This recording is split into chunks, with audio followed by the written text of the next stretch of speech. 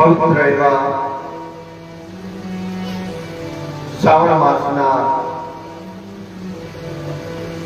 14મા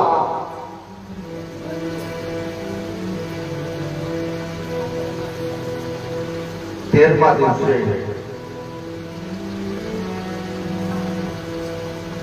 રામ પારાયણ જ્ઞાન યજ્ઞ શ્રી લાલજી મહારાજની સાનિધ્યમાં ચાલી રહ્યો છે।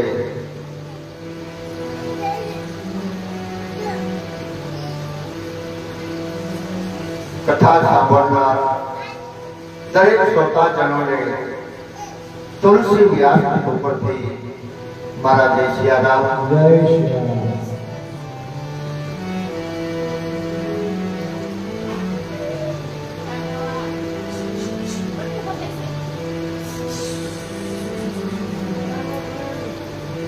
બિન હરી કૃપા મિલે નહીં સત્સંગ।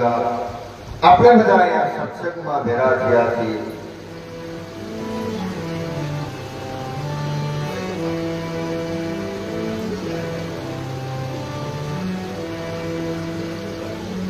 સત્સંગ એટલે શું?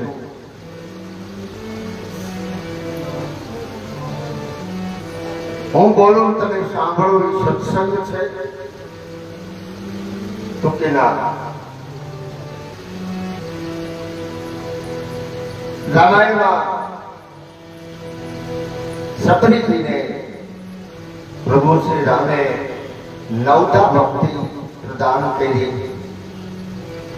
એ જે નવતા ભક્તિ છે એ 99 માંથી એકાદી ભક્તિ પણ જો આપણામાં ઉતરે ને તો આપણે ભગવાનના સાનિધ્ય ભગવાનના ચરણ સુધી પહોંચી શકીએ। પ્રથમ ભગતિ કર સત્સંગ। પહેલી જ ભક્તિ પહેલું પગથિયું કર સત્સંગ। સત્સંગ એટલે શું?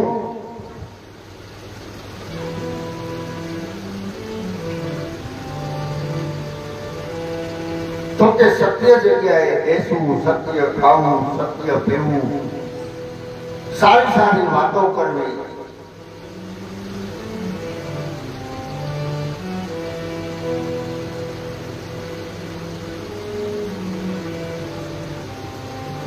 આનું નામ સત્સંગ છે।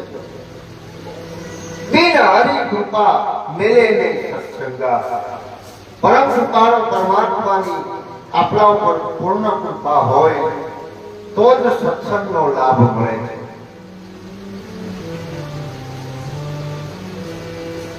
આપણે જે આ જગા ઉપર બેઠા છીએ, લાલજી મહારાજ એક સંત મહાપુરુષ થઈ ગયા, એના સાનિધ્યમાં બેઠા છીએ તો આપણે સત્સંગમાં છે। સત્સંગ, સતનો સંગ કરવો। અને જે કઈ વાત થશે એ પણ સત્ય ઉપર થશે, કારણ કે આપણું ધર્મ સત્ય એ જ ધર્મ।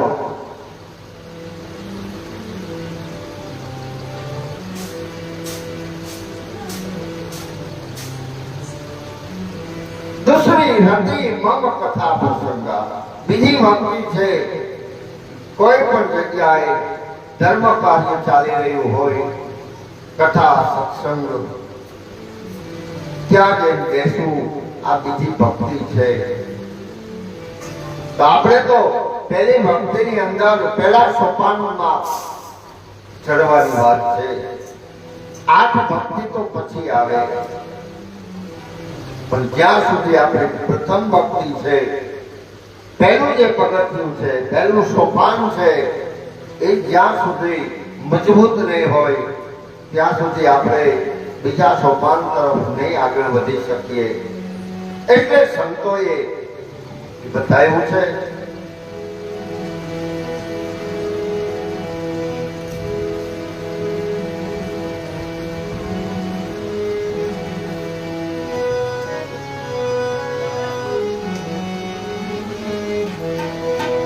હે માટે સદગરો તમે સબધના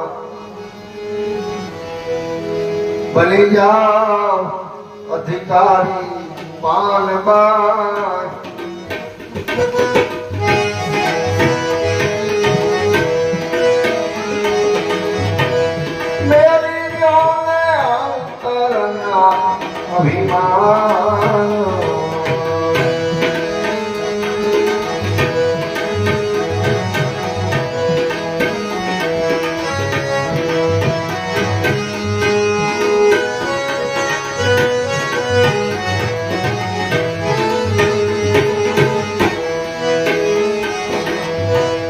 અંતર કાંડા વિના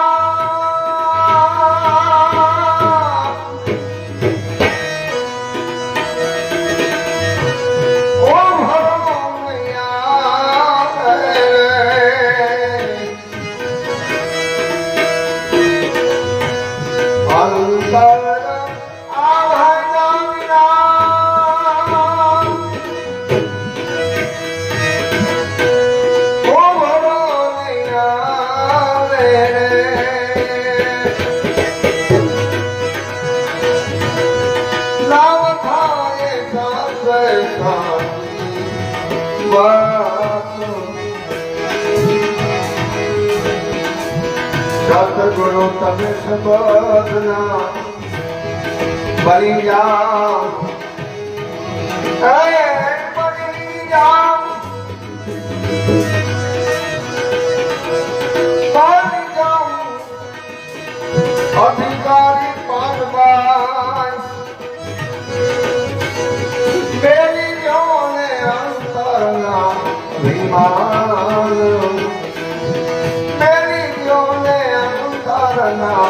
અભિમાન અભિમાન ગંગાપતિ પાનભાઈ સમજાવ કથા દશરથજીને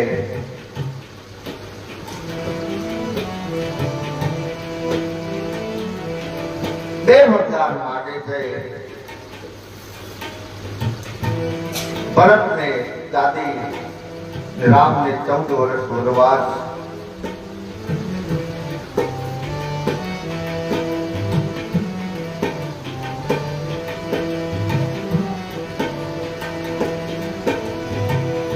આખી અયોધ્યાપુરીની અંદર વાત વ્યાપી જાય છે. કઈ રામને 14 વર્ષનો વનવાસ આપ્યો છે. રાજ્યમાં હાહાકાર મચી ગયો. દીપમાળાને દીપ બુજાયા. લોકોએ રંગોળીઓ ભૂસવા લાગ્યા. ફૂલની માળાઓ પરમાવા લાગી. આબાળ વૃદ્ધ બધાય આક્રમણ કરવા લાગ્યા. બધાય કઈ ઉપર ફટકાર વરસાવે છે. લોકો કહે છે કઈ તું જન્મી કેમ, અને જો તારો જન્મ થયો તો તારે ત્યાં પુત્રનો જન્મ કેમ થયો. કઈ ધિકારતા લોકો કેવા લાગ્યા કે રામ વનવા જશે તો કે અમે આખી અવધ રામની પાછળ પાછળ અમે પણ વનમાં જઈશું. પછી કઈ અને ભરત ભલે અયોધ્યામાં રહી રાજ કરે. અમુક લોકો તો આવેશમાં આવીને કેવા લાગ્યા કે ભરતને રાજગાદી અને રામને વનવાસ અપાવવા પાછળ કદાચ ભરતનો જ દોરે સંચાર હોવો જોઈએ. યુવાનો જ્યારે આમ બોલવા લાગ્યા ત્યારે વૃદ્ધો એ લોકોને રોકીને કહેવા લાગે છે કે આ વાત તદ્દન જૂઠી છે. પરંતુ રામચંદ્રજીને પ્રાણથી પ્યારા છે. એના માટે જો કોઈ તમે આવું અડાવડું બોલશો તો તમારા બધા પુણ્યોનો નાશ થશે. ભરત ક્યારેય રામચંદ્રજીની વિરુદ્ધ જવા માટે કંઈ પણ વિચારે નહીં. ભરત એક સંત છે. આ સમયે અવધની બ્રાહ્મણ પત્નીઓ, ઋષિ પત્નીઓ કઈકઈના ભવને જઈને સમજાવતા પૂછે છે કે રાણી તમે આ શું કર્યું? બારીની બહાર તો જુઓ, અવધ બહારના બાળકો પણ અયાપાર રુદન કરે છે. હે કઈ તું અવધને અનાથ ન બનાવ. રઘુકુળની રીતિ પ્રમાણે તારાથી વચન જો ફેરવી શકાતું હોય તો તું હજી એક વચન રાજી પાસે માગ કે રામ વનમાં ભલે જાય પણ અવધથી દૂર ન જાય. વશિષ્ઠજીના આશ્રમમાં રોકાય જેથી કરી અવધને રામનું સામિપ્ય પ્રાપ્ત થાય. ઘણી રીતે કઈને બ્રાહ્મણ પત્નીઓને ઋષિ પત્નીઓ સમજાવે છે. અયોધ્યામાં સ્ત્રી પુરુષો અતિ વિષાદને વશ થયા ત્યારે રામચંદ્રજી મંત્રી સુમંતજીના પુત્ર સાથે માતા કૌશલ્યાના મહેલે આવે છે. રામચંદ્રજીને મન રાગ તિલક એ નવા પકડાયેલા હાથીને બાંધવામાં આવતા લોઢાની કેરી સમાન હતું. રામજીને રાજગાદી જોતી જ નહોતી.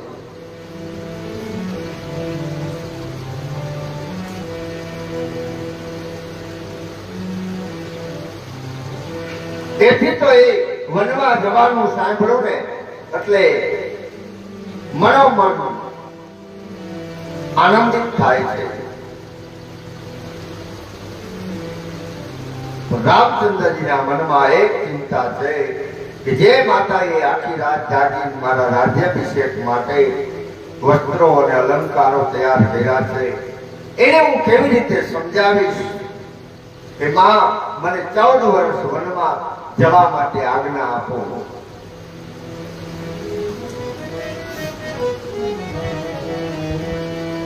માતાના મહેલે આવીને રામચંદ્રજી પ્રસન્નતાપૂર્વક બંને હાથ જોડી માતાના ચરણમાં મસ્તક નમાવી પ્રણામ કરે છે.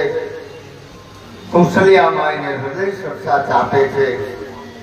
આશીર્વાદ આપતા રાજ્યાભિષેકના અલંકારો તથા વસ્ત્રોને ભેટ આપે છે. આનંદના અતિરેકમાં માતાની આંખમાંથી હર્ષના આંસુઓ વહેવા લાગે છે. આટલા આનંદના અતિરેક વચ્ચે પણ પોતાના પુત્રના મોઢા ઉપર ચિંતાની જે આખી લહેર કે જે મારી માને હું કેમ સમજાવી શકીશ એ માં એને પકડી પાડે છે. પુત્રને જેટલી માં ઓળખે ને એટલે બીજું કોઈ પાત્ર એને ઓળખી ન શકે.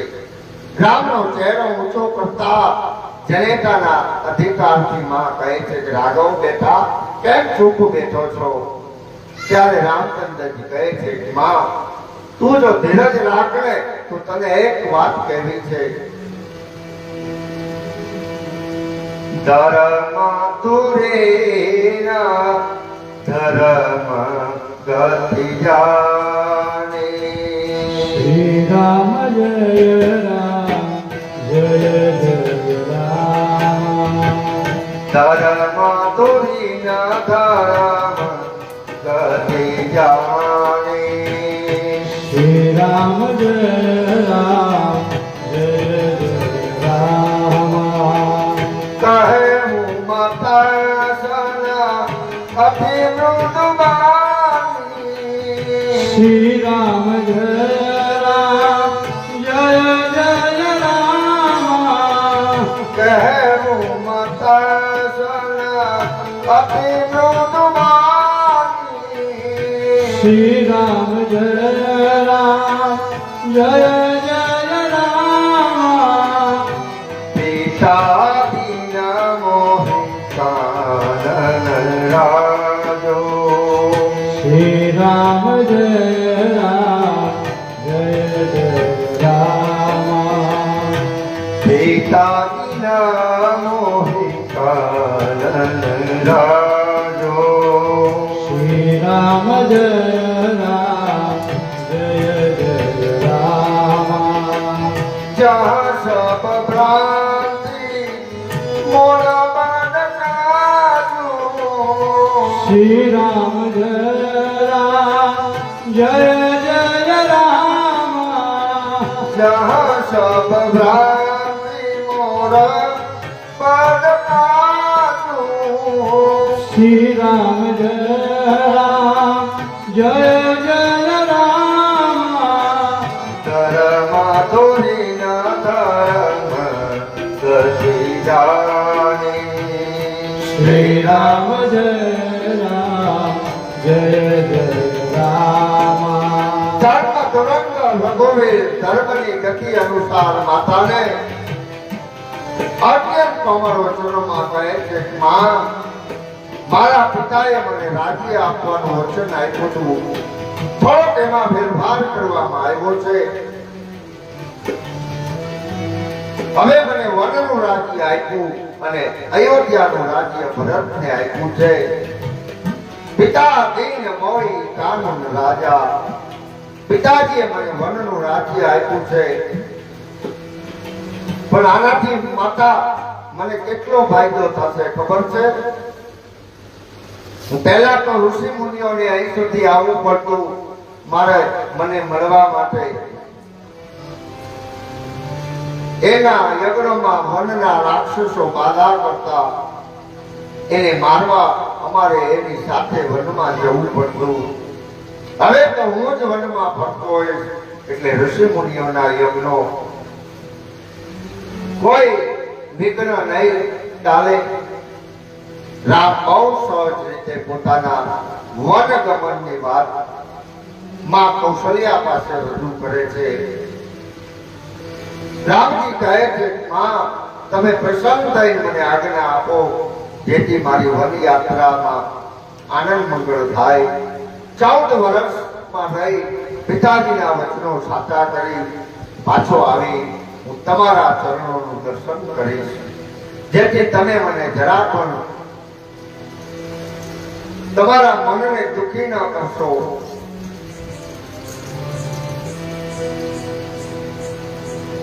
કયા પ્રકારે રામજી માં કૌશલ્યાજીને કહે છે, હૃદયમાં તિલક ધારણ કરીને પુત્રનું મુખ જોઈ કૌશલ્યાજી ગદગદિત થઈ જાય છે. કેવા લાગે છે કે રામ,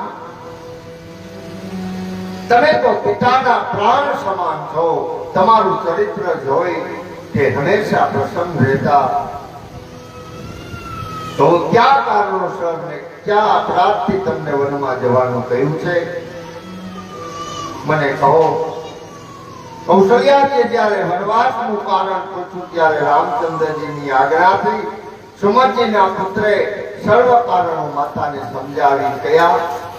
એ સાંભળી કૌશલ્યાજી મૂંગા બની જાય છે.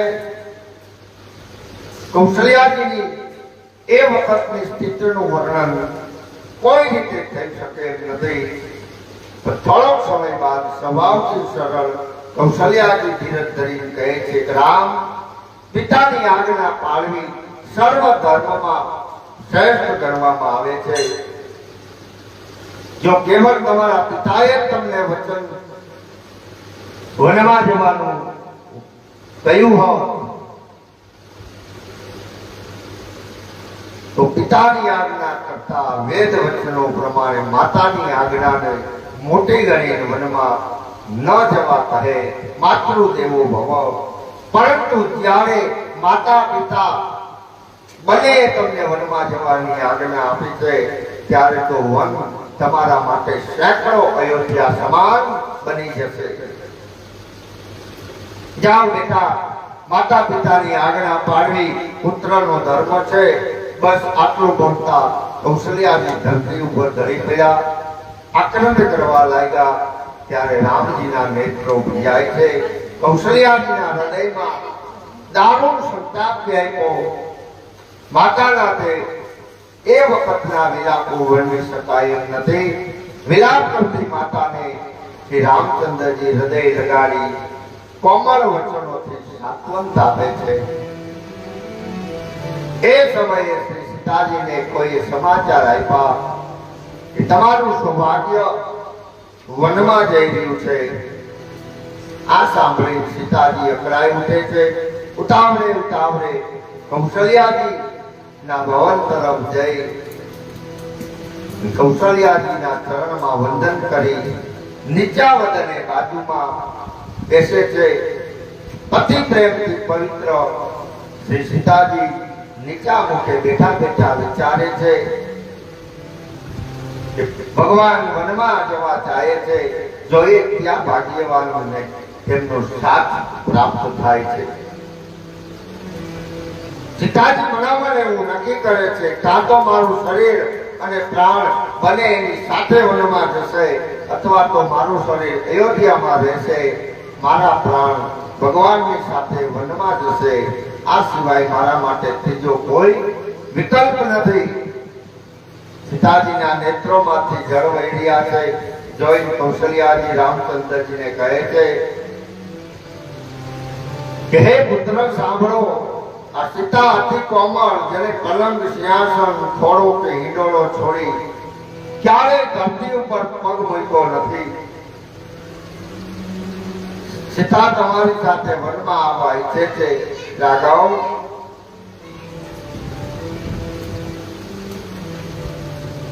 માતા કહે છે જો સીતા અયોધ્યામાં રહેશે ને તો મને પણ ઘણો આધાર રહેશે. ત્યારે માતાની આવી અમૃત સમાન વાણી સાંભળી રામચંદ્રજી વિવેકમય પ્રિય વચનો કહી માતાને સંતોષ આપે છે. પછી વનના ગુણદોષ કહે છે.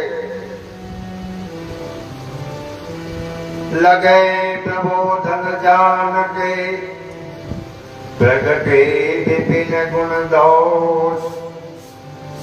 ભગવાન કહે છે સીતા તમારી ઉંમર વનને લાયક નથી, વળી સાસુ સસરાની સેવા કરવી તમારો ધર્મ છે. જંગલમાં ખુલ્લા પગે ચાલતા કાંટા લાગે, ખાકરા લાગે, ધરતી ઉપર સુવાનું, ફળ ફૂલ મળે તો ખાવાના, નહીતર ખાલી જળ ઉપર દિવસ પસાર કરવો પડે. જંગલમાં રાક્ષસો સ્ત્રીઓના અપહરણ કરી જાય છે. માટે હે સીતા, તમે પોતાનું તથા મારું ભલું ચાહતા હો તો અમારું કહ્યું માની અને આપ મારી આજ્ઞાનું પાલન કરો. સાસુ સસરાની સેવા થશે, માટે સર્વ પ્રકારે તમારું અહીંયા ઘરે રહેવું ઉત્તમ છે. પિતાજીના વચનને ચરિતાર્થ કરી હું જલ્દીથી પાછો આવી જઈશ. સમયને જતા વાર લાગતી નથી, માટે મારું કહ્યું માની અટકેલા વગર તમે ઘરે રહો. રામજીના કોમળ વચનો સાંભળી સીતાજીના સુંદર નયનો અશ્રુથી ભરાઈ જાય છે. ત્યારે સીતાજી પ્રથમ તો કૌશલ્યાજીના પગે લાગી કહે છે, માં, મારાથી કઈ અભિનય થતો હોય તો માફ કરજો. હે માં, તમે ઉભાવો. ત્યારે આમ તો હું આર્ય પુત્ર સાથે બોલું નહીં, પણ આજે તમારી હાજરીમાં બોલવાનો સમય આવ્યો છે. કદાચ રઘુકુળની મર્યાદા તૂટતી હોય તો જનકની આ પુત્રીને માફ કરજો. કેટલા સંસ્કારો સીતાજીએ નિભાવ્યા, સમજી લો કે સંસ્કારોથી આ દેશ ઉજળો છે. કપડા ફાટી જાય ને તો કોઈ વાંધો નહીં, સંસ્કારો ક્યારે ફાટવા ન દે. એટલું જોતા રહેજો.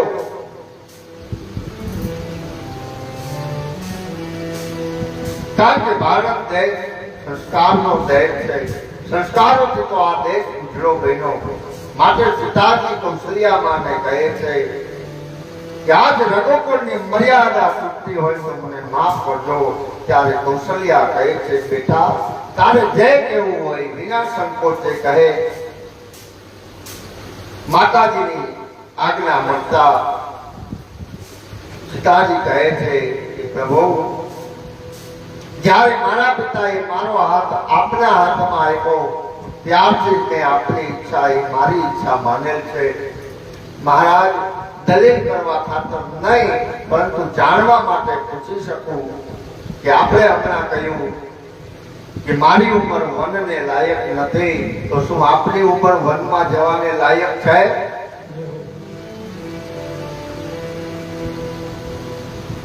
આપે એમ કહ્યું જંગલમાં ચાલતા પગમાં કાંટા વાગે. હે પ્રભુ, એટલું મને કહેજો કે તમારા પગલે ચાલનારને ક્યારેય કાંટા વાગે ખરા? મહારાજ, આપના પગલે પગલે 4 મંગલ ફેરા ફરી છું. એનો અર્થ એવો નથી કે મારે ફક્ત તમારા સુખમાં જ સાથ દેવો, દુઃખમાં પણ સાથ ન દેવો.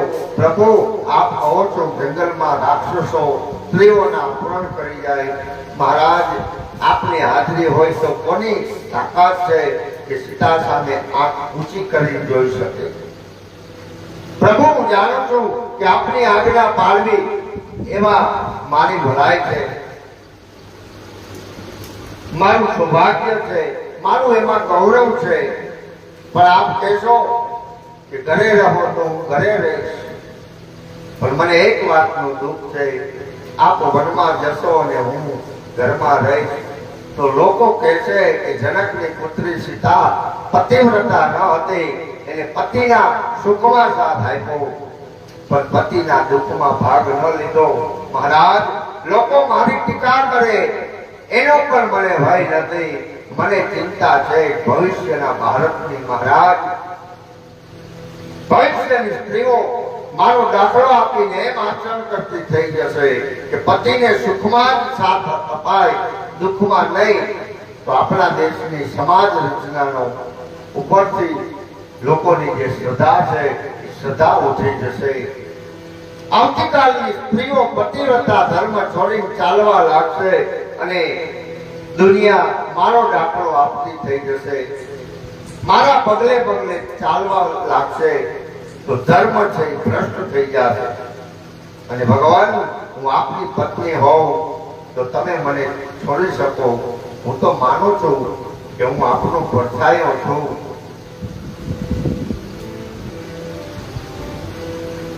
પ્રભુ પરછાયાને કોઈ જુદો પાડી શકે?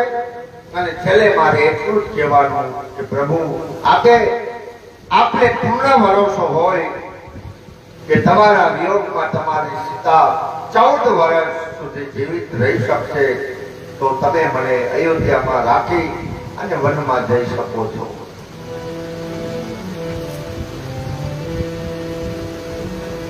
ભગવાન, મને આપની સાથે લઈ જાઓ, હું ક્યારેય ફરિયાદ નહીં કરું કે સુખને ક્યારે યાદ નહીં કરું. પ્રભુ, હું જંગલની કુટીરમાં રાજમહેલ માનીશ, કંદમૂળને રાજભોગ સમજી અને આરોગીશ, ઋષિઓ અને ઋષિ પત્નીઓને મારા માતા પિતા માનીશ. પ્રભુ, હું આપના વિનાની અયોધ્યામાં કેમ રહી શકીશ? આટલું કઈ વિદેય રડી પડ્યા. રામચંદ્રજીને થાય છે વિદેય રાજ મારા વિરહમાં પ્રાણ ત્યાગી દેશે તો? એટલે સાદા વસ્ત્રો પરિધાન કરી એને તૈયાર થવા માટેની આજ્ઞા આપે છે. આમ સીતાજીને વનમાં જવા માટે મંજૂરી મળી ગઈ. કૌશલ્યામાને આશ્વાસન આપવા લાગે છે. એવામાં લક્ષ્મણજીને સમાચાર મળ્યા.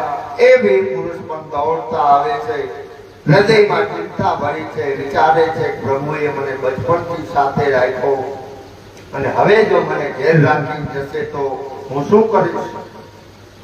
પત્ની, પરિવાર અને સંપત્તિને તણખલાની જેમ છોડી આ મહાપુરુષ દોડતા આવી માતા અને રામચંદ્રજીના પગમાં પડી જાય છે. પછી એક વૈરાગીની જેમ ભગવાનની બાજુમાં જઈને ઉભા રહી જાય છે. રામચંદ્રજી લક્ષ્મણજીને કહે છે, ભાઈ, માતા પિતા, ગુરુ અને સ્વામીની શિખામણને જે સ્વાભાવિકતાથી મસ્તકે ચડાવી પાડે તે જન્મ જન્માંતર સુધી તેનો લાભ મેળવે છે, અને જે તેમ નથી કરતો એનો જન્મ સર્વ પ્રકારે વ્યર્થ જાય છે. એ ભાઈ, આમ સમજીને મારી શિખામણ હૃદય ધરો, માતા પિતા, પ્રજા અને પરિવારની સેવા કરો. રામજીના આવા વચન સાંભળી લક્ષ્મણજી અતિ વ્યાકુળ બને છે. ભગવાનના ચરણો પડીને કહેવા લાગે છે, પ્રભુ, હું સેવક છું, આપ સ્વામી છો, આપ મારો ત્યાગ કરી દો તો મારાથી શું થઈ શકે? વળી પ્રભુ, ધર્મ અને નીતિનો ઉપદેશ તો તેને લાગુ પડે જેને કીર્તિ, ઐશ્વર્ય અને સદગતિ પ્રત્યે રુચિ હોય. પરંતુ ભગવાન, મારે ન તો આ લોકમાં કીર્તિ અને ઐશ્વર્ય જોઈએ, ન પરલોકમાં મારે સદગતિ જોઈએ. જેનું મન તમારા ચરણમાં અનુરાગ રાખતું હોય એને હે પ્રભુ મોત ત્યાગવાનું હોય. પ્રભુ, જ્યારે મોટા ભાઈના શરીરે 20 મણનું વજન હોય અને એમાંથી એના ઉંમર લાયક નાના ભાઈના માથા ઉપર 1 મણનો બોજો મૂકે તો વ્યાજબી ગણાય. પરંતુ જો નાનો બાળક હોય અને મોટો ભાઈ પોતાના બોજામાંથી 1 મણનો બોજો તે નાના બાળકના માથા ઉપર મૂકે તો કેટલું વ્યાજબી ગણાય? પ્રભુ તો આપનો માટે બાળક છું, મારા ઉપર આખા રાજ્યનો આ બોજો મૂકો એ આપણા માટે વ્યાજબી નથી. પ્રભુ આપે કહ્યું કે માતા પિતાની સેવા કરવી પુત્રનો ધર્મ છે. કૌશલ્યામાની હાજરીમાં આવું બોલું છું તો મને માફ કરજો. હું આપણા અને સીતાજી સિવાય અન્ય કોઈને માતા પિતા માનતો નથી, ઓળખતો પણ નથી. હું તો એટલું જ કહીશ કે મારા માતા પિતા તો સીતાજી અને આપ જ છો.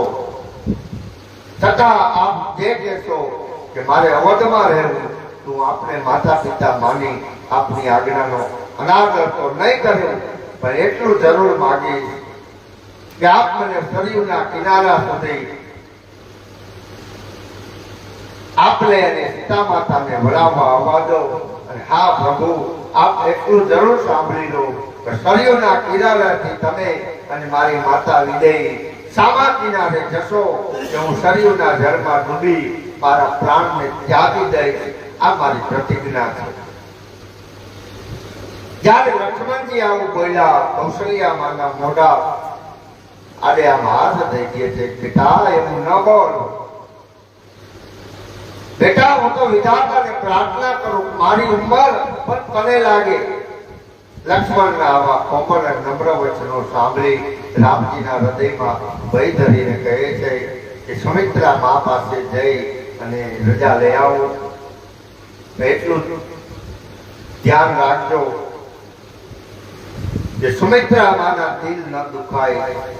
લક્ષ્મણજીએ જાણે મોટી હાનિ થવાનો ભય ધરી ગયો હોય અને મોટો લાભ થવાનો હોય એમ આનંદિત થઈ સુમિત્રા માની રજા લેવા દોડે છે. મનની અંદર અતિ હર્ષિત થાય છે. માતા પાસે આવીને એના ચરણ મસ્તક નમાવીને ઉભા રહે છે. પણ મન રહ્યું એ રામચંદ્રજી અને સીતાજીના ચરણમાં હોય છે. લક્ષ્મણજીનું ઉદાસ મુખ જોઈ માતાના પૂછવાથી તે વિસ્તારપૂર્વક બધી હકીકત સંભળાવે છે. સુમિત્રાજી અત્યંત વ્યાકુળ થાય છે. ત્યારે લક્ષ્મણજીને ચિંતા થાય છે કે ક્યાંક સ્નેહને વશ થઈ કે માતા થઈ પોતાનો પ્રાણ ન ત્યાગી દે. આથી લક્ષ્મણજી વિદાય માંગતા સંકોચાય છે, પરંતુ માતા વેદનાને અંદર ઉતારી દે છે, પોતે અંતર્મુખ બની જાય છે. ત્યારે લક્ષ્મણજી કોમળ શબ્દોથી પૂછે છે, માતા તપસ્વીનો વેશ લઈ રામચંદ્ર અને સીતાજી વનમાં જાય છે, તો માં હું આપની આજ્ઞા લેવા આવ્યો છું. બોલો માં, તમારો મને શો આદેશ છે? હું વનમાં જાઉં? સુમિત્રાજી ધૈર્ય ધારણ કરી અને કોમળ વાણીમાં લક્ષ્મણજીને કહે છે કે હે तात, સીતાજી તારા માતા છે અને સર્વ પ્રકારે સ્નેહના ધામ. રામચંદ્રજી તારા પિતા છે. વળી જ્યાં શ્રી રામનો નિવાસ હોય ત્યાં જ અવધ હોય. જ્યાં સૂર્યનો પ્રકાશ હોય ત્યાં જ દિવસ હોય. માટે જો સીતારામ વનમાં જાય તો હે લક્ષ્મણ, અવધમાં તારું કાંઈ કામ નથી. વળી હે લક્ષ્મણ, આ જગતમાં તે જ સ્ત્રી પુત્રવાળી કહેવાય કે જેનો પુત્ર શ્રી રામચંદ્રજીનો ભક્ત હોય. જે રામચંદ્રજીથી વિમુખ થયેલ પુત્રને પુત્ર કેમ કહેવાય? એના કરતા તો એ માતા વાંજણી હોય વધારે સારું. હે પુત્ર, રામચંદ્રજીના વનમાં જવાના કારણભૂત થવા માટે તે જે કૈકેયી માને દોષ આપ્યો છે, પણ હું તો એટલું જ કહીશ બેટા, જો તે મારું દૂધ પીધું હોય ને તો હવેથી ક્યારેય કૈકેયી માને દોષિત કહીશ નહીં.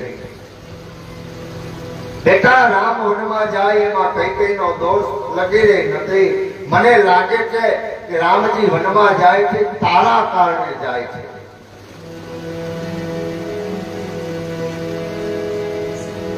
तुम्हारे राम बागर मुन जाई, दूसर है तो तात कछुनाई. राम सिया राम जय जय राम. राम सिया राम जय जय राम.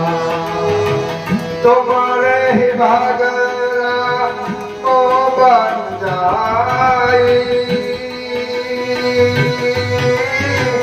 દોસરા હે તો સાથ કરું નાહી રામ સિયા રામ જય જય રામ રામ સિયા રામ જય જય રામ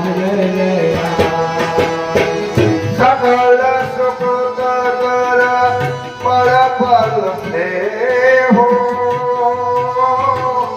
રામ સિયા પદ સહજ સને હો રામ સિયા રામ જય જય રામ રામ સિયા રામ જય જય રામ ભારતની એક મહાન મહિલા પોતાના પુત્રને 14 વર્ષ વનમાં મોકલતી વખતે જે બોધ આપે છે શીખ આપે છે રાગો રોષૈર સામદ મોહે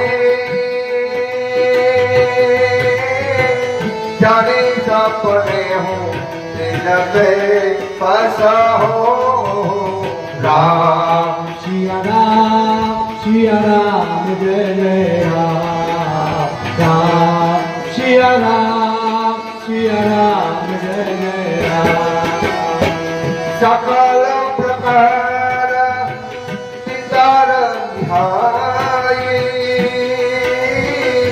मन क्रम वचन कहे सेवनारी રામ સિયા રામ જય જય રામ રામ સિયા રામ જય જય રામ मातु चरण सिर नाई करे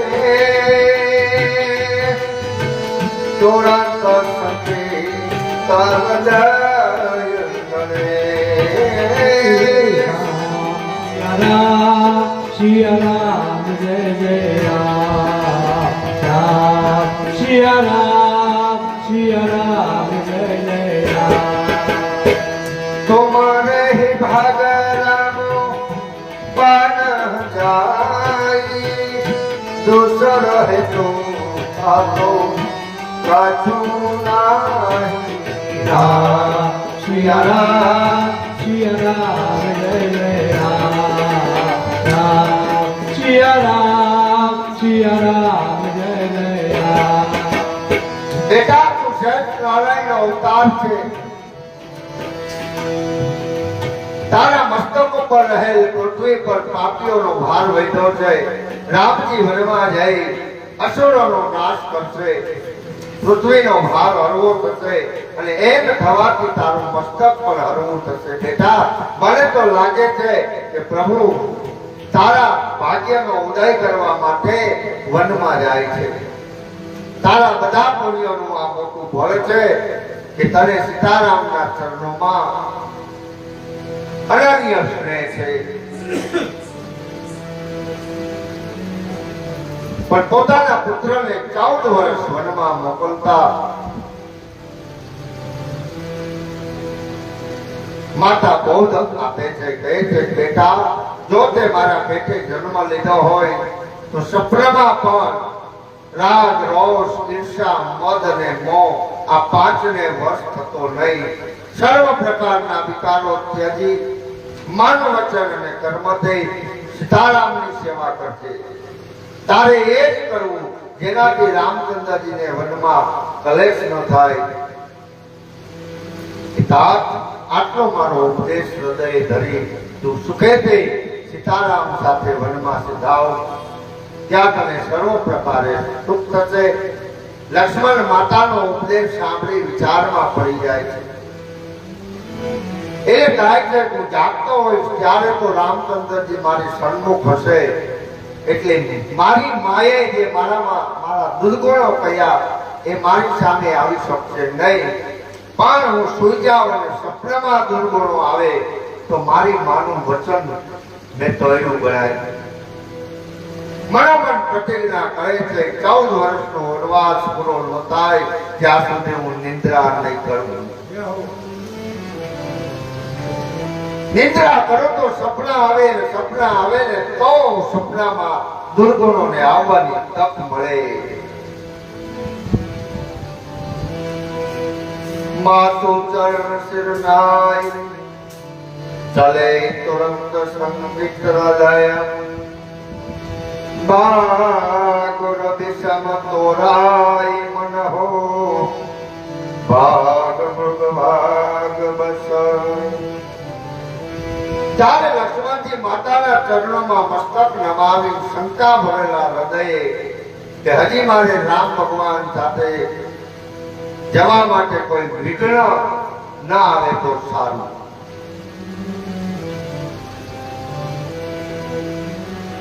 સીતારામજીને ચરણમાં વંદન કરી એની સાથે રાજભવન પ્રત્યે પ્રયાણ કરે છે.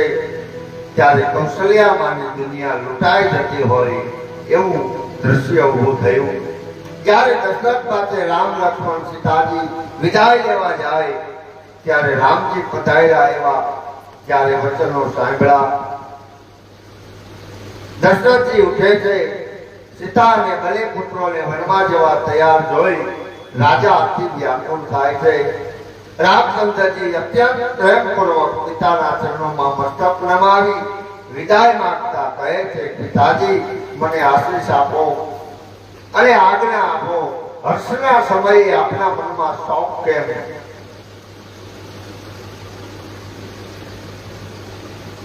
આપ જો આ સમયે શોક કરશો તો જગતમાં આપણી નિંદા થશે.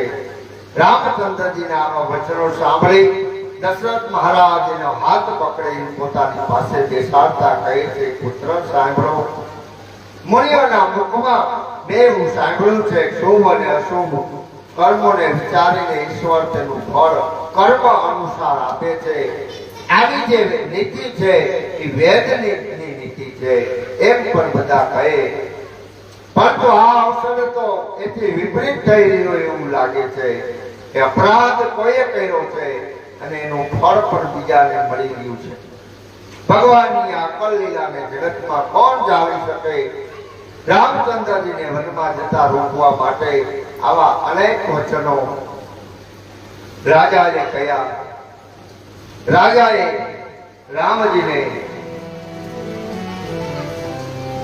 રોકવા માટેના ઘણા પ્રયત્નો કર્યા. સીતાજીને શિખામણ આપી છે.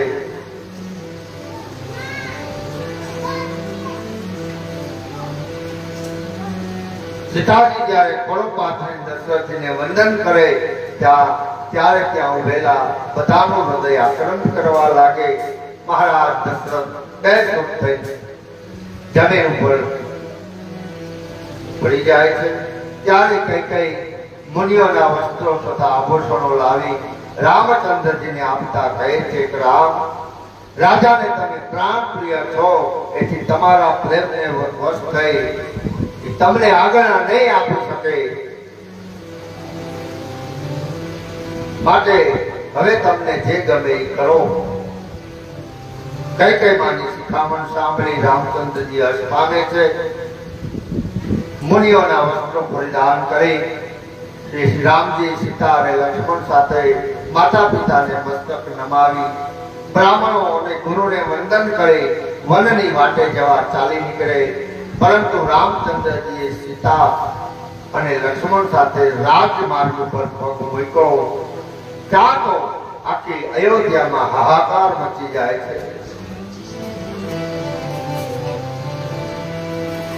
લોકોના અવરોધને ખાળતા ભગવાન વશિષ્ઠજીના આશ્રમે આવે.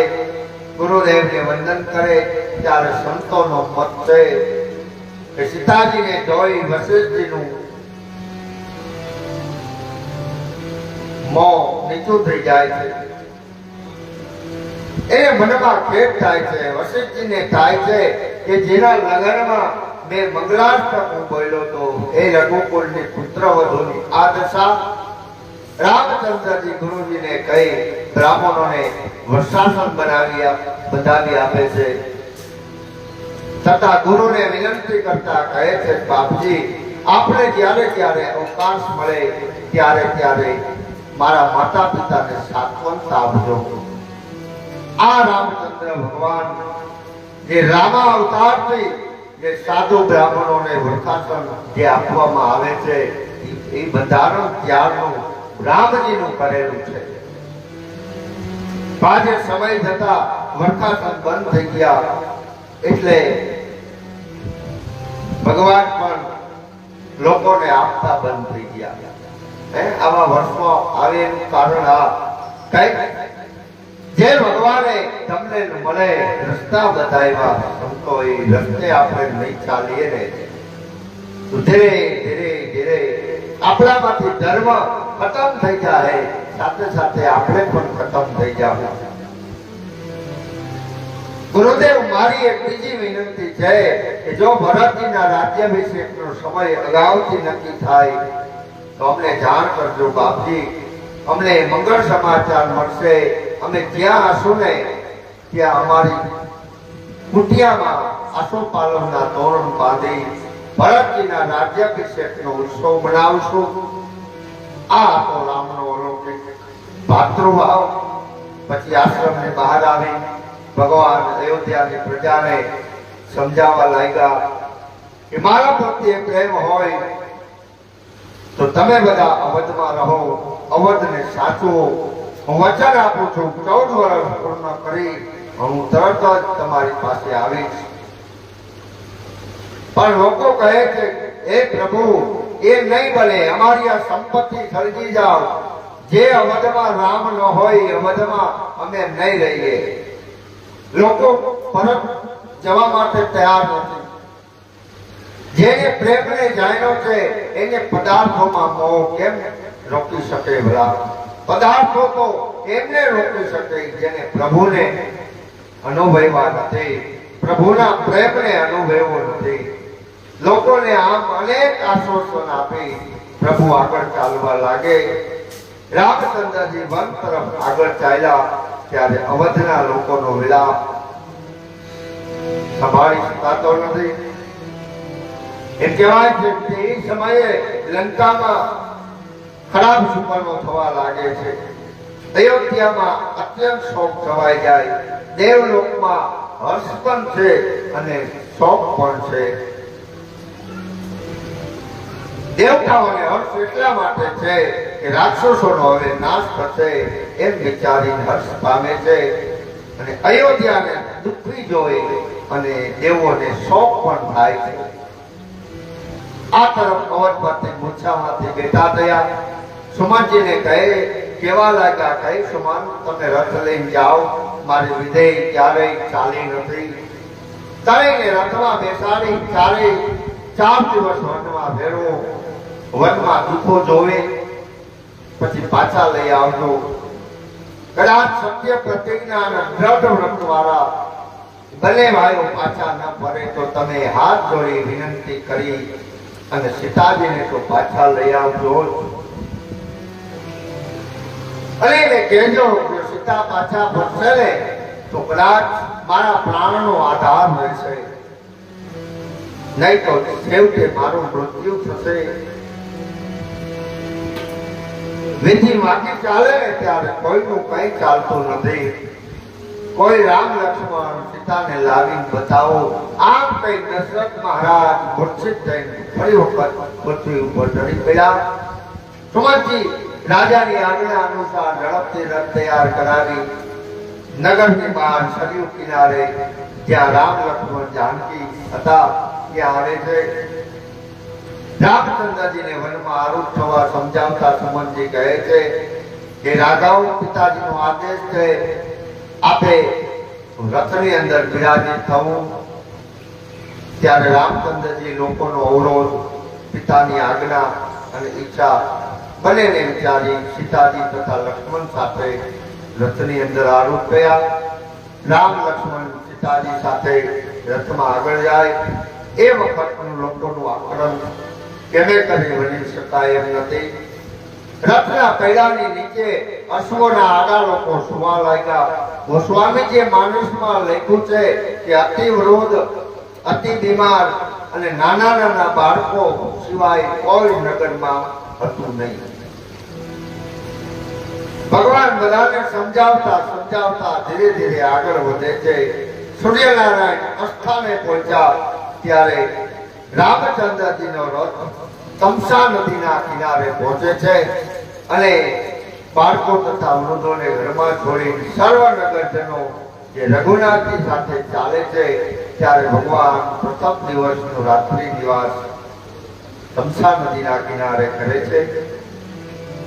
પ્રેમ યોગ સુંદર વચનો દ્વારા રામચંદ્રજી લોકોને અનેક પ્રકારે સમજાવે પણ લોકો પાછા ફરવા માટે તૈયાર નથી. શોક અને થાકને વર્ષ લોકો તમસા નદીના કિનારા ઉપર કંઈક દેવ યોગે કંઈક ભગવાન રામચંદ્રજીની ઈચ્છાએ બધા સૂઈ ગયા. જ્યારે બે પ્રહર રાત્રિ વીતી ત્યારે પ્રભુ સુમનજીને પ્રેમપૂર્વક કહે છે કે ચાલો પતો ન લાગે એ રીતે રથને આમ આડાઅવળો ચલાવીને આપણે નીકળી જઈએ. બીજી કોઈ રીતે લોકોને સમજાવી શકાય એમ નથી.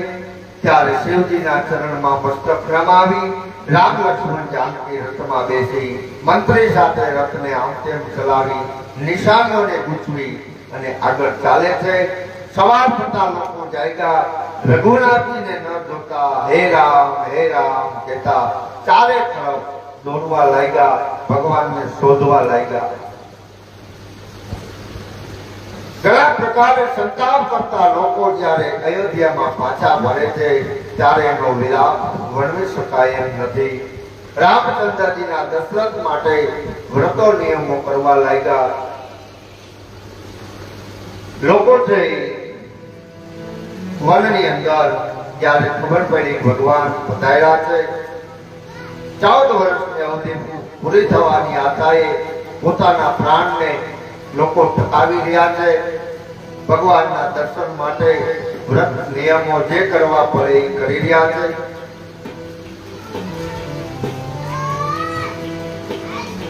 અહીં આપણા મનમાં એક સહજ પ્રશ્ન ઉદ્ભવે કે અવધના લોકો પોતાનું બધું ત્યાગીને આવ્યા હતા, આવા રામ પ્રેમીઓને છૂટા છોડી ભગવાન જતા રહ્યા. તુલસીદાસજી કહે છે કે ઈશ્વર સાથે રહેવાની સાધનામાં કેવળ ત્યાગ મૂળતો નથી.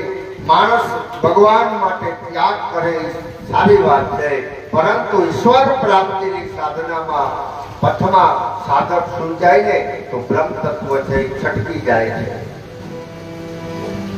એટલે તો આપણે જ્યાં જન્માષ્ટમી આવે છે, ભગવાન કૃષ્ણનો જન્મ થાય, મને ઘણા કહેતા હોય બાપુ ભગવાનનો જન્મ થતો હોય આપણે ભૂખા રહેવાનું છે.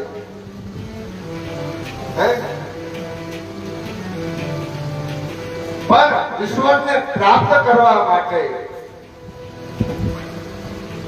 એના જે ધર્મના આપણા નિયમો છે એ નિયમો પાડવા પડે છે, જાગરણ કરવું પડે.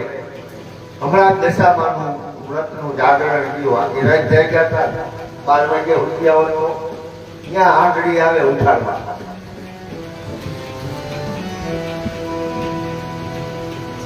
આ આપણે જાગવું પડે, કારણ કે જેની તમે ભક્તિ કરો છો એને પ્રાપ્ત કરવા માટે ખાલી એનું તમે નિયમ પાડો એ બરોબર છે, ઉપવાસ કરો એ બરાબર છે, પણ જાગરણનું માધ્યમ બતાવ્યું છે. એટલે આપણા શાસ્ત્રની અંદર સંતો મહાપુરુષોએ ભગવાનને પ્રાપ્ત કરવા માટે પોતે જાગરણ કર્યું છે, હજારો વર્ષોની સાધના કરી છે.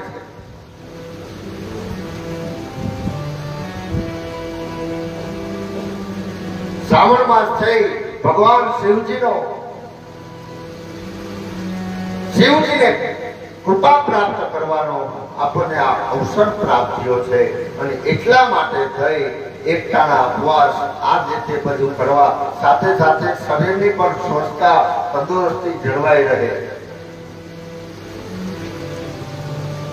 શાસ્ત્રમાં એવું કહ્યું છે કોઈ પણ વ્રત કરતા હો એટલે 12 વાગ્યા સુધી જાગવું પડે. બીજા નંબરમાં 12 વાગ્યા પછી આપણો કોઈ દિવસ પડતો નથી. સૂર્યનારાયણની સાક્ષી આપણે વ્રત લઈ છીએ અને બીજા દિવસે સવારમાં સૂર્યનારાયણની સાક્ષીએ એ વ્રત પૂરું થાય. 24 કલાકનું આપણું હોય છે. ઘણા જન્માષ્ટમી ઉપર 12 વાગ્યા પછી જમી લે છે અને ઈ આખો દિવસ રહ્યા હોય રાતે 12 વાગ્યા પછી કે ફ્રી ભરી ગયો ખાઈ લેવાય, વ્રત ભાંગી જાય. કહેવાનો મારો અર્થ આપણે દુઃખી થાય એનું કારણ આ છે આપણે સમજતા ઓછો હોય, ડાયા જાજા થાય.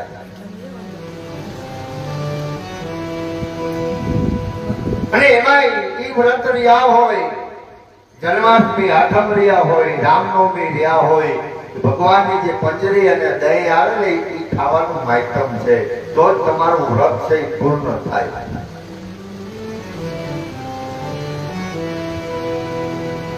ઈશ્વરની પ્રાપ્તિની સાધનાના પથકમાં સાધક સુજાય તો બ્રહ્મ તત્વ થઈ છટકી જાય છે. સાધનાના માર્ગમાં ત્યાગની સાથે જાગરણ પણ એટલી જ જરૂરી છે. લક્ષ્મણજી પાસેથી રામ ક્યારેય છટકા નથી, કારણ કે તેમનામાં ત્યાગની સાથે સાથે સતત જાગરણ હતું. ભક્તિ અને સાધનાના માર્ગમાં સાધક ઝોલું ખાઈ જાય તો ઈશ્વર તે જતો રહે છે.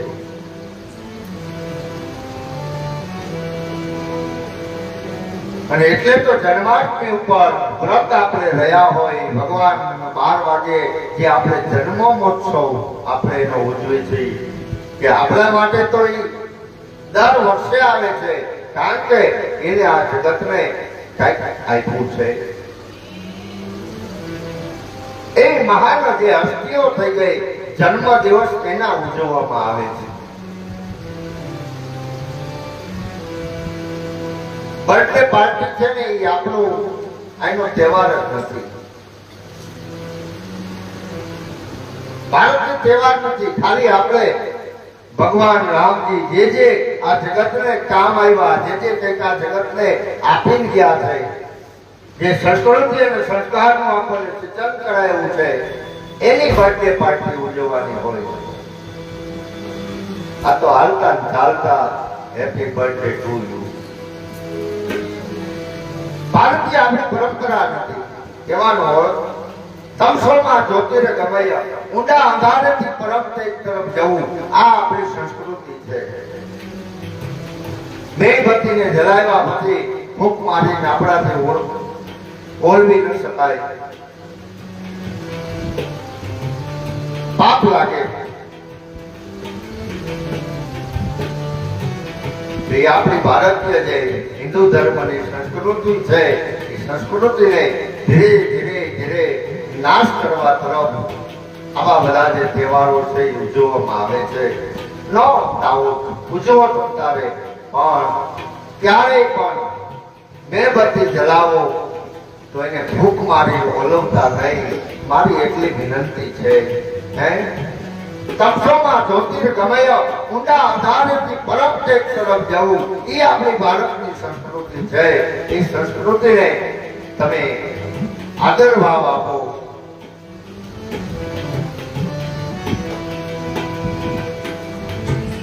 કહેવાનો મારો અર્થ ઈશ્વરને મેળવવા માટે ખાલી સાધના કરવાથી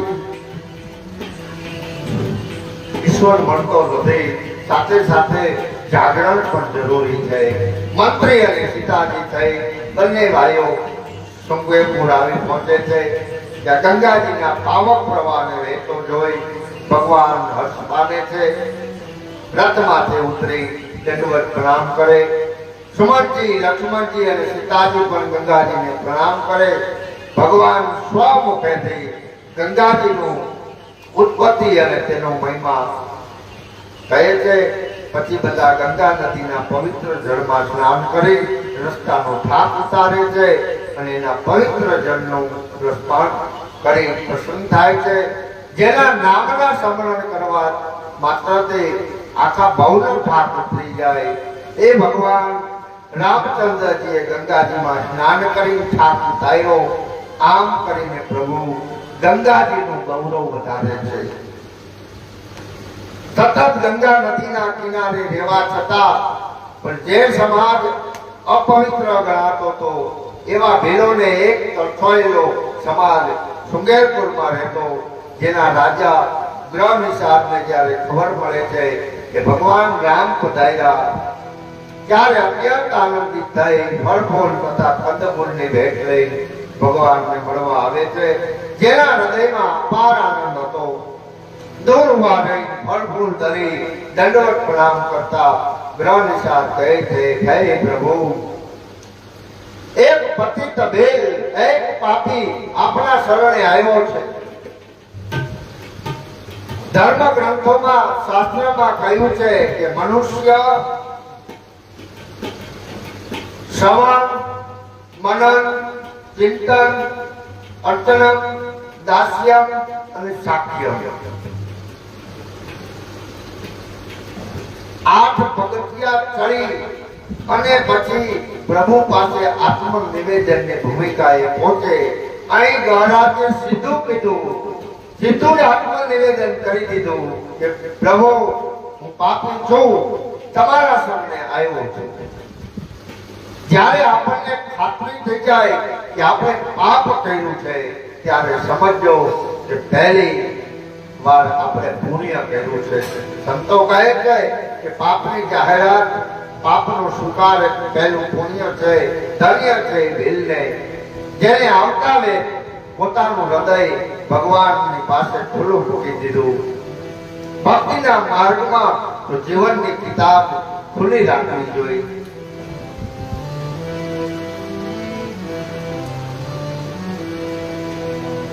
જ્યારે ગૌરાજ આત્મનિવેદન કરીને ભગવાનના શરણે આવે, આજે ઉવારે દંડવત પ્રણામ કરે ત્યારે પ્રભુ તેનો સ્નેહ જોઈ ગૌરાજને ઉભા કરી છાતીએ લગાડે. પ્રભુ તેને બેઠી પડે છે. આ પ્રસંગે સંતોએ બહુ સુંદર અભિપ્રાય આપ્યો. સંતો એમ કહે છે કે રામચંદ્રજી અહીં રામ રાજ્યનું ઉદ્ઘાટન કર્યું. નાનામાં નાના માણસને હૃદયનો પ્રેમ આપી ભગવાને રામ રાજ્યની શરૂઆત કરી. ગહરાજના નેત્રોમાંથી અશ્રુ વહેવા લાગે. ભગવાનના ચરણમાં પડી કહે છે, પ્રભુ, ધન્ય બની ગયો. પ્રભુએ અપનાવ્યા. પછી સીતાજી, લક્ષ્મણ અને સુમંતને પ્રણામ કરે છે. ભગવાને અપનાયા પછી ગહરાજમાં એક હિંમત આવી ગઈ કે આપ મારી નગરીમાં પધારો.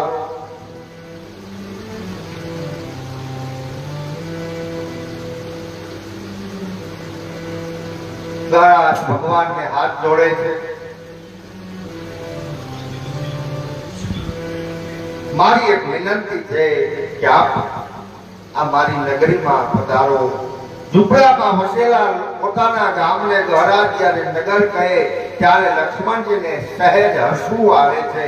ગહરાજ લક્ષ્મણજીનો ભાવ કરી જતા એના તરફ હાથ જોડીને કહે છે, બાપજી, આ નાનકડા ગામ માટે નગરી શબ્દ સમજીને વાપર્યો છે.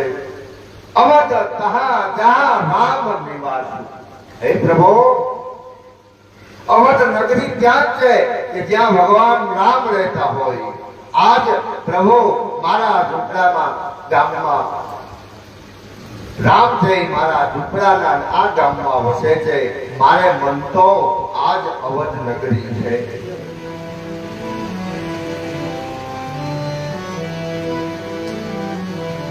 ગહરાજનો સાચો પ્રેમ જોઈ ભગવાન કહે છે, ગહરાજ, મારે 14 વર્ષ પર્યંત મુનિઓને યોગ્ય વ્રત, વેશ અને આહાર લઈને વનમાં ફરવાનું હોય. ગામમાં રહેવું યોગ્ય ન ગણાય. ભગવાનના વચનો સાંભળી ગહરાજને બહુ દુઃખ થાય. પછી વિચાર કરીને ગહરાજ કહે છે, પ્રભુ, તો હું એક આ સુંદર અશોક વૃક્ષની નીચે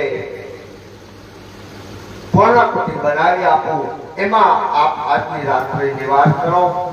આપ આજની રાત્રે અહીં રોકાઈ જાઓ. ભગવાન, આ અમારું ગરીબ લોકોનું ગામ છે. દિવસભર મજૂરી કરીએ ત્યારે માંડ એક ટકનું પૂરું થાય છે. પ્રભુ, ગામના બધા લોકો અત્યારે જંગલમાં મજૂરીએ ગયા છે. મને આપના દર્શન થયા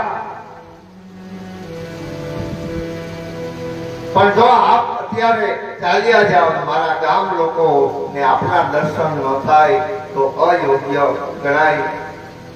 એક તો અમે સાધનાહીન એટલે અમારામાં કોઈ જ્ઞાન નથી, કોઈ અમારામાં વૈરાગ્ય નથી, અમારામાં કોઈ ભક્તિ પણ નથી.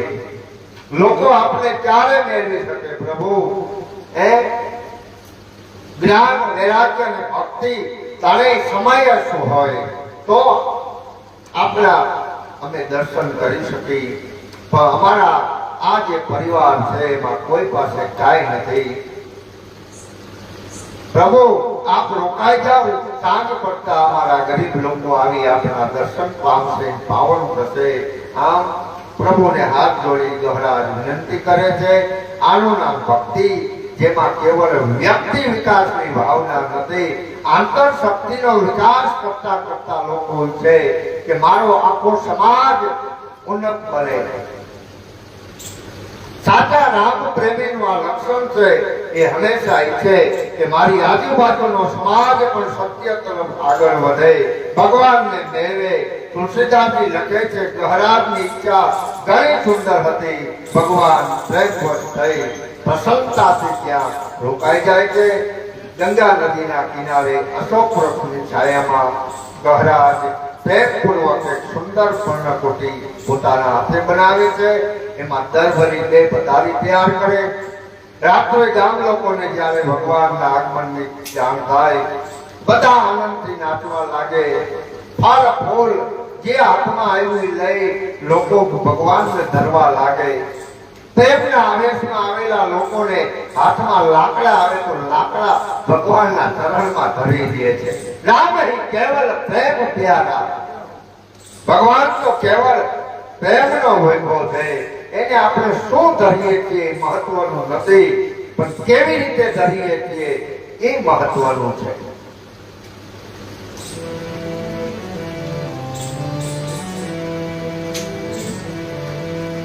ભગવાન બધાની કુશળતા પૂછે છે, ભગવાન બધાનો સ્વીકાર કરે છે. રાત્રે જ્યારે સીતારામજી વિશ્રામ માટે પર્ણકુટીમાં શયન કરે ત્યારે ગહરાજ પોતાના ગામમાં ઢોલ પીટાવે છે કે આજ બધા લોકોએ ભગવાનની કુટિયાને ભરતા ગોઠવાય અને ચોકી કરવાની છે, જેથી કોઈ હિંસક પ્રાણી આવી ભગવાનના વિશ્રામમાં બાધા ઊભી ન કરે. ગહરાજ વિચારે છે કે અયોધ્યાના લોકો આટલો મોટો ત્યાગ કરીને આવ્યા હતા, પણ રસ્તામાં સૂઈ ગયા એટલે ભગવાન એને છોડીને જતા રહ્યા. મારા ગામના આ લોકો જો સૂઈ જાય, ભગવાન અમને છોડીને ચાલ્યા જાય તો પછી અમારે ભગવાનને ક્યાં શોધવાના? એટલે ચોકીના બહાને આખા ગામને જાગરણ કરાવે છે. ગહરાજ પોતે પણ શસ્ત્ર લઈ લક્ષ્મણજી પાસે ચોકી કરવા બેસી જાય છે. આ ભગવાન રાત્રિ વિશ્રામ ગંગા કિનારે રહે છે. તો આજે કથાને આપણે વિરામ આપશું. આવતીકાલે 4 વાગે ફરી ભગવત ચર્ચા કરશું. રાધે રાધે કૃષ્ણ રાધે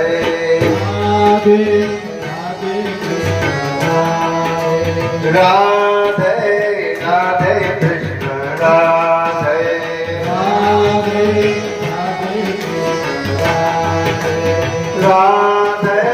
રાધે કૃષ્ણ રાધે રાધે રાધે કૃષ્ણ રાધે રાધે રાધે કૃષ્ણ રાધે રાધે રાધે કૃષ્ણ રાધે રાધે રાધે કૃષ્ણ રાધે રાધે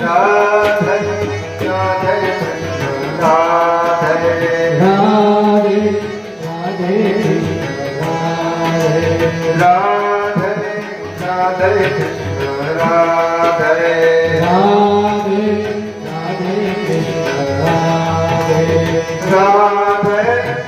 રાધે કૃષ્ણ રાધે રાધે રાધે કૃષ્ણ રાધે રાધે રાધે કૃષ્ણ રાધે રાધે રાધે કૃષ્ણ રાધે રાધે રાધે કૃષ્ણ રાધે રાધે રાધે કૃષ્ણ રાધે રાધે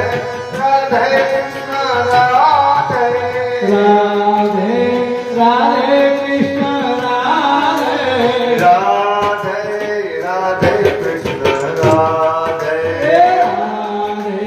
રાધે કૃષ્ણ રાધે રાધે રાધે કૃષ્ણ રાધે હે રાધે રાધે કૃષ્ણ રાધે રાધે રાધે રાધે રાધે રાધે કૃષ્ણ રાધે રાધે રાધે કૃષ્ણ રાધે રાધે રાધે કૃષ્ણ રાધે રાધે રાધે કૃષ્ણ રાધે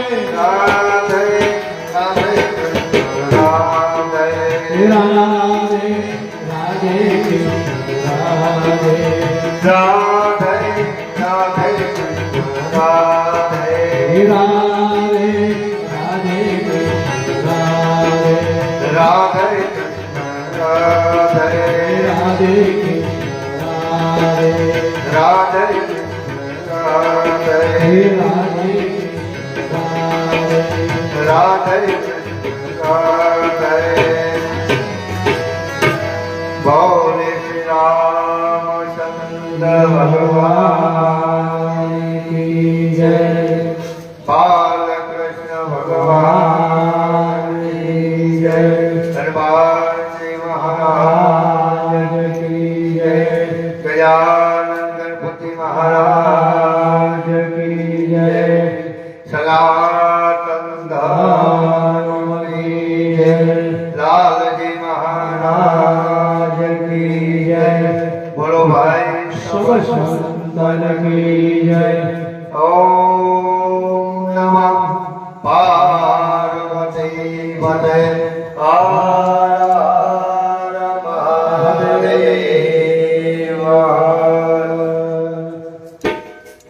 હાલો આરતી ધ્યાન કરો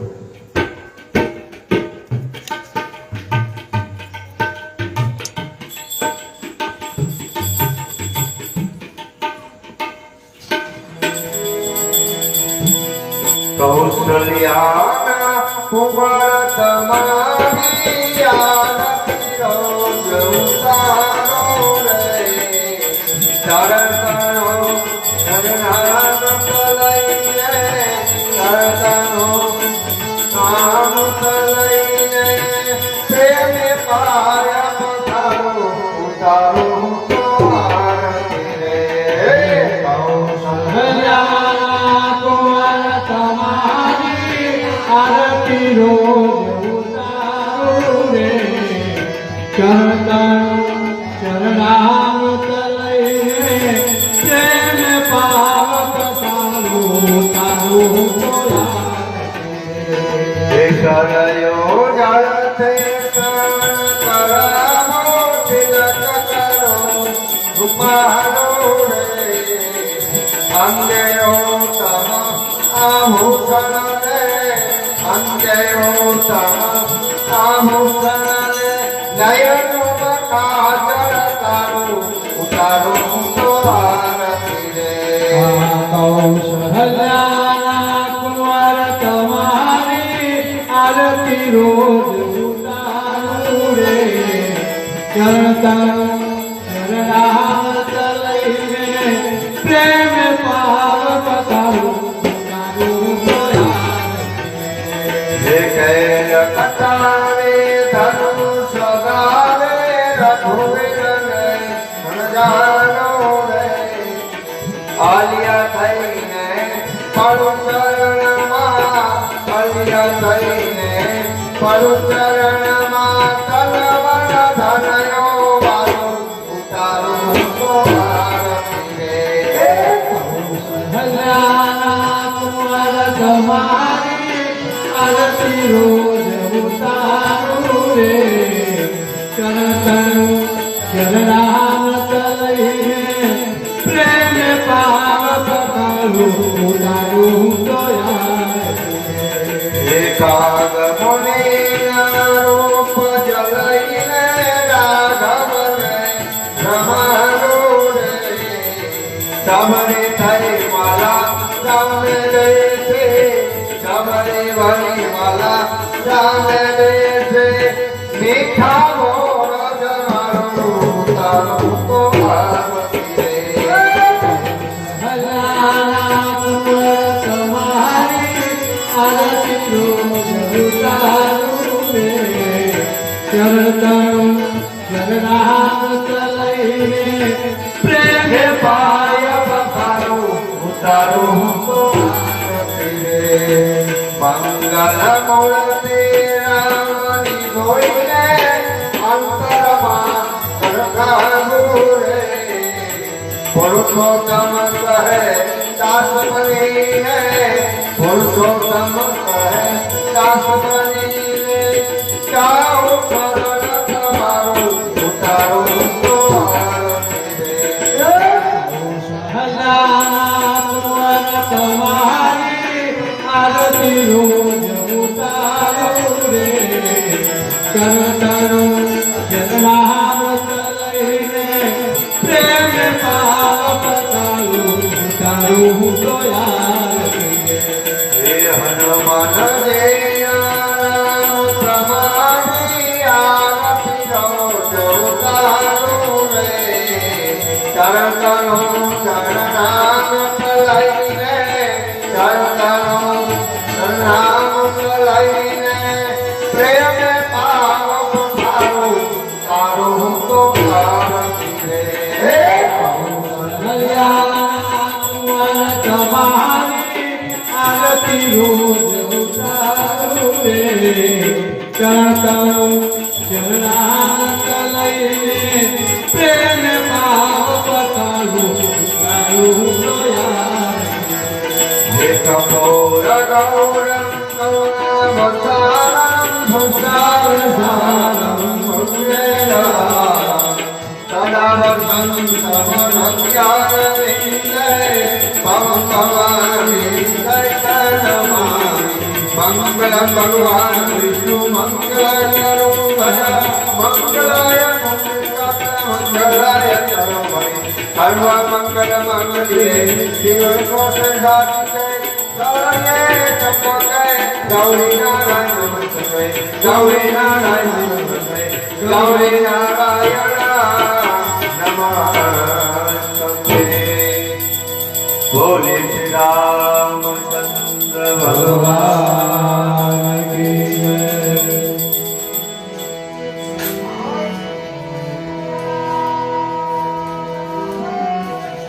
કથાને આજે વિરામ આવતીકાલે 4 વાગે ફરી મળશું. શ્યારામ અસ્તુ.